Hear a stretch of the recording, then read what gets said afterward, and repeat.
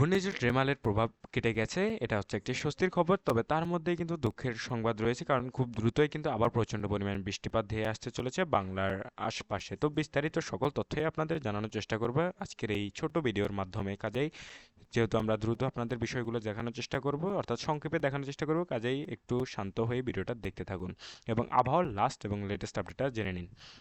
তো এই মুহূর্তে আপনারা জানেন যে গতকালকেই কিন্তু ঘূর্ণিঝড় রেমালের যে তাণ্ডব ছিল সেটা কিন্তু আপনাদের আমরা দেখিয়েছিলাম এবং আমরা আগে থেকেই বলেছিলাম যে সিলেট অঞ্চলের উপর দিয়ে কিন্তু যাওয়ার সম্ভাবনা দেখাচ্ছিল ঘূর্ণিঝড় রেমাল, এবং একই সাথে কিন্তু প্রচণ্ড মাত্রায় বৃষ্টিপাত হওয়ার কথাও বলেছিলাম। তো সেটার ব্যতিক্রম আসলে ঘটেনি এবং সেই অনুযায়ী কিন্তু বৃষ্টিপাত এবং ঘূর্ণিঝড় রেমাল কিন্তু সিলেটের উপর দিয়ে কিন্তু বেরিয়ে গেছে, বাংলাদেশ অতিক্রম করেছে অর্থাৎ। তো এই মুহূর্তে যদি বলার চেষ্টা করি, অর্থাৎ আগামীকালকে 29 মে 2024 কেমন থাকছে আবহাওয়া অফিস, কেমন থাকছে আবহাওয়া, বিস্তারিত সকল কিছু দেখাবো। তো যেহেতু ঘূর্ণিঝড় রেমালের কিন্তু শেষ অস্তিত্ব ছিল সিলেটের আশপাশে, তো আপনারা দেখতে পাবেন যে সিলেটের আশপাশে কিন্তু আগামীকালকে বৃষ্টিপাত হওয়ার সম্ভাবনা জারি করেছে আবহাওয়া অফিস। তো সিলেটের বিশেষ করে মৌলভীবাজার রয়েছে, তারপরে হচ্ছে লাখাই, এরপরে রয়েছে বিষম বিষমপুর, এই এলাকাগুলোতে কিন্তু মূলত বৃষ্টিপাত হওয়ার সম্ভাবনা রয়েছে। এছাড়া যদি আপনাদের আরও কয়েকটি এলাকার কথা আমরা দেখানোর চেষ্টা করি, যেমন কি সিলেটের জৈন্তাপুর রয়েছে, তারপরে হচ্ছে চারখাই, এরপরে হচ্ছে বারেলখা, এরপরে হচ্ছে কালুরিয়া, এরপরে রয়েছে এখানে রয়েছে বালাগঞ্জ, এরপরে এখানে রয়েছে জৈন্তাপুর সিলেট, তারপরে হচ্ছে চাক্তা বাজার। এই এলাকাগুলোতে মোটামুটি ভালো পরিমাণ বৃষ্টিপাত হওয়ার সম্ভাবনা রয়েছে। একই সাথে কিন্তু জানানো হয়েছে হবিগঞ্জের কথাও, এবং ব্রাহ্মণবাড়িয়া এবং নিরাননগর, ব্রাহ্মণবাড়ি এবং নিরাননগর এই ব্রাহ্মণবাড়ি এবং নাসরিননগর এই দুই এলাকাতেও কিন্তু বৃষ্টিপাত হওয়ার সম্ভাবনার কথা জারি করেছে আবহাওয়া অফিস। এছাড়া কিন্তু সারা দেশেই কিন্তু হালকা হালকা ব্যবসা ও গরম পড়তে যাচ্ছে আগামী কয়েকদিন, এবং বিশেষ করে আগামীকালকে 29 মে 2024 ব্যবসা গরম থাকবে। 30 তারিখেও কিন্তু ব্যবসা গরম থাকবে দেশের বেশ কিছু এলাকাতে। তবে চট্টগ্রাম সহ নোয়াখালী, ফেনী, এরপর রাঙ্গামাটি রয়েছে, তারপর খাগড়াছড়ি, এই এলাকাগুলোতে কিন্তু আসলে অতটা ঘূর্ণিঝড় রেমালের প্রভাব পড়েনি, এবং তাই আগামীকালকে এখানে হালকা হালকা মেঘলা অবস্থান দেখা যেতে পারে এবং ঝিরিঝিরি বৃষ্টিপাতের একটু সম্ভাবনা রয়েছে। অর্থাৎ বৃষ্টিপাতের সম্ভাবনা খুবই সামান্য পরিমাণ, তবে মেঘলা অবস্থান একটু দেখা যাওয়ার সম্ভাবনা রয়েছে। তো এছাড়া যদি দিনের বাকি সময় বলি, তাহলে আপনারা দেখতে পাবেন যে আগামীকালকে মোটামুটি সারাদিনই সিলেটের বেশ কিছু এলাকাতে থেমে থেমে বৃষ্টিপাত হবে। এছাড়া তেমন কোথাও বাংলাদেশে তেমন কোথাও বৃষ্টিপাতের সম্ভাবনা নেই, এবং 30 তারিখ নাগাদ আপনারা দেখতে পাবেন যে বাংলাদেশে তেমন কোথাও বৃষ্টিপাতের তেমন লক্ষণ দেখা যাবে না। তবে সিলেট অঞ্চলে আগামী 30 মে 2024 কিন্তু বৃষ্টিপাতের হালকা একটু সম্ভাবনার কথা রয়েছে।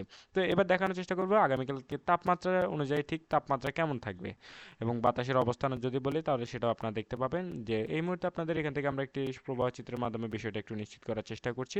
তো দেখতে পাচ্ছেন আগামীকালকে কিন্তু তেমন কোথাও বৃষ্টিপাতের সম্ভাবনা নেই, শুধুমাত্র সিলেটে এই বৃষ্টিপাতের লক্ষ্য করা যাচ্ছে। এছাড়া কিন্তু সারাদিন মোটামুটি বেশ শান্তশিষ্ট আবহাওয়াই থাকবে, এবং তাপমাত্রাটা কিন্তু একটু বেশি থাকবে। তা আমরা এবার চলে যাব সরাসরি তাপের প্রবাহ, অর্থাৎ তাপমাত্রা কেমন থাকবে। তো আপনারা দেখতে পাবেন বাংলাদেশের চট্টগ্রাম, তারপর মহেশখালী, এরপর কুমিল্লা, সিলেট, রংপুর, এই ময়মনসিংহ রয়েছে আশপাশে। আমি আবারও বলছি, রংপুর, ময়মনসিংহ, সিলেট, কুমিল্লা, চট্টগ্রাম, মহেশখালী, তারপর কক্সবাজার, রাঙ্গামাটি, এই এলাকাগুলোতে কিন্তু, অর্থাৎ পুরো চট্টগ্রাম বিভাগ, একই সাথে সিলেট এবং রংপুর, এই তিন বিভাগে কিন্তু মোটামুটি বেশ স্বাভাবিক তাপমাত্রা থাকবে, অর্থাৎ বেশ শীতল একটা বাতাস থাকবে, শীতল পরিবেশ থাকবে। যেমনকি আপনারা দেখতে পাচ্ছেন রংপুরে থাকবে 24 ডিগ্রি সেলসিয়াস থেকে 26 ডিগ্রি সেলসিয়াসের আশপাশে, সিলেটে থাকছে 24 ডিগ্রি সেলসিয়াস। একই সাথে কিন্তু চট্টগ্রামের অঞ্চলে আমরা দেখতে পাচ্ছি চট্টগ্রামের খাগড়াছড়ি রয়েছে, তারপরে হয়েছে চট্টগ্রাম রয়েছে, এরপর হয়েছে কক্সবাজার, এই এলাকাগুলোতে কিন্তু 25 থেকে 27 ডিগ্রি সেলসিয়াসের আশপাশে তাপমাত্রা থাকবে। তবে একটু আমরা গরম লক্ষ্য করতে পারছি কিন্তু মোটামুটি অন্যান্য, অর্থাৎ সিলেট, চট্টগ্রাম এবং রংপুর ব্যতীত অন্যান্য প্রত্যেকটি এলাকাতে কিন্তু আমরা মোটামুটি দেখতে পাচ্ছি 30 ডিগ্রি সেলসিয়াসের আশপাশে তাপমাত্রা থাকবে। তো এটা হচ্ছে দিনের শুরুর দিকে, এবং দিনের বাকি সময় আপনারা লক্ষ্য করতে পারবেন সিলেট অঞ্চলে কিন্তু সর্বোচ্চ 27 ডিগ্রি সেলসিয়াস, এবং চট্টগ্রাম অঞ্চলে কিন্তু 30 ডিগ্রি সেলসিয়াসের আশপাশে তাপমাত্রা থাকবে। এছাড়া কিন্তু সারা দেশেই 36 থেকে 37 ডিগ্রি সেলসিয়াস আমরা বেশি লক্ষ্য করতে পারছি, বিশেষ করে রাজশাহী অঞ্চলে, অর্থাৎ উত্তর অঞ্চলে কিন্তু একটু বেশি তাপমাত্রা পড়বে আগামীকালকে। এবং তাপের যে প্রবাহ সেটা কিন্তু আবারও শুরু হতে যাচ্ছে, এটা হচ্ছে একটা ভয়ঙ্কর লক্ষণ, কারণ খুব দ্রুতই কিন্তু আবারও ঝড় আসার সম্ভাবনা কিন্তু রয়েছে। কাজেই একটু গরম পড়বে তার অগ্রভাগে, এটা কিন্তু স্বাভাবিক। তো আপনাদের যেটা জানানোর চেষ্টা করছি যে সিলেট অঞ্চলে বৃষ্টিপাত হবে আগামীকালকে, একই সাথে কিন্তু রংপুর অঞ্চল এবং চট্টগ্রাম অঞ্চলে হালকা মেঘলা অবস্থান থাকবে। তবে সারা দেশেই এছাড়া কিন্তু গরম পড়বে, তাপমাত্রা কিন্তু বেশ ভালো পরিমাণেই লক্ষণীয় হবে। তো এই ছিল মোটামুটি আমার কাছে আবহাওয়ার লাস্ট আপডেট। সবাই ভালো থাকবেন, আসসালামু আলাইকুম।